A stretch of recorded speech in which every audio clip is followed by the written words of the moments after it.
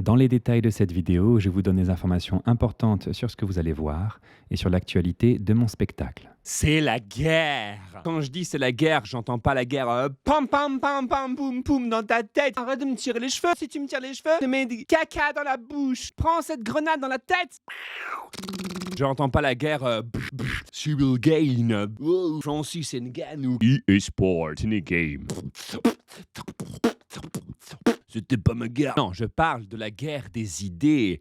Connection Ronald. Récemment, Jason Allen, un Américain passionné par l'intelligence artificielle, a remporté le premier prix du concours d'art de Colorado aux États-Unis grâce à une intelligence artificielle qui s'appelle Midjourney. Alors vous allez me dire, oui, mais en même temps, le mec, il a concouru dans une catégorie qui s'intitule peinture numérique et retouche photographique. Donc numérique, on se dit, bon bah voilà, le mec a utilisé une IA. Il y a numérique dans l'intitulé du concours, donc il n'y a pas de problème, il a le droit. Sauf que le truc, c'est qu'il a utilisé un moyen, un programme, un algorithme qui permet de générer des visuels à partir de mots ou de groupes de mots. Le mec a juste écrit des mots et l'IA a généré des visuels. Il n'a pas fait le travail traditionnel d'un graphiste qui doit lutter contre un ordinateur qui peut planter, qui doit fouiller dans les couleurs, qui doit utiliser sa souris, tester des formes, etc. Non, le mec a juste donné des ordres à une machine qui, elle, a créé le tableau. Alors, il y en a qui disent que c'est la mort de l'art, et puis d'autres qui disent mais non, pas du tout, il y a un humain derrière qui se prend la tête,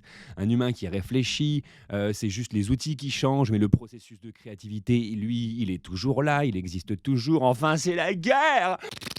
La vie est passionnante. Cet été, on buvait un verre avec un couple d'amis et mon pote sort son téléphone et me dit tiens, tu vas voir, on va créer un visuel avec une IA.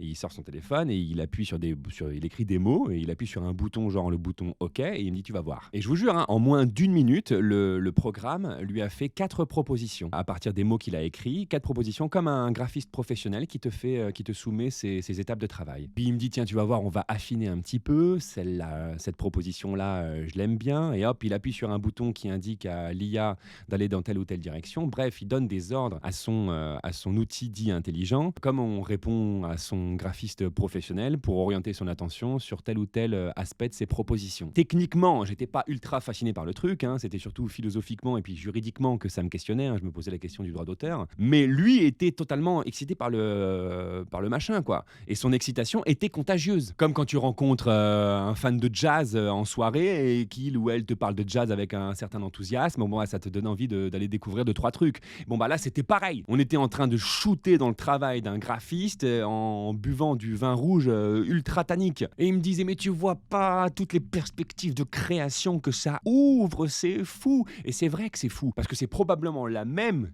intelligence artificielle que lui utilisait qui est au cœur de cette polémique avec Jason Allen et Midjourney. Et vous avez un avis sur la question? Est-ce que Jason Allen mérite son prix? Est-ce qu'il a fait de l'art? Qu'est-ce que c'est que l'art en fait? Est-ce que l'art est soudé à une technique, à un savoir-faire, ou peut-il être réduit à l'expertise d'un programme artificiel? Venez me voir sur scène.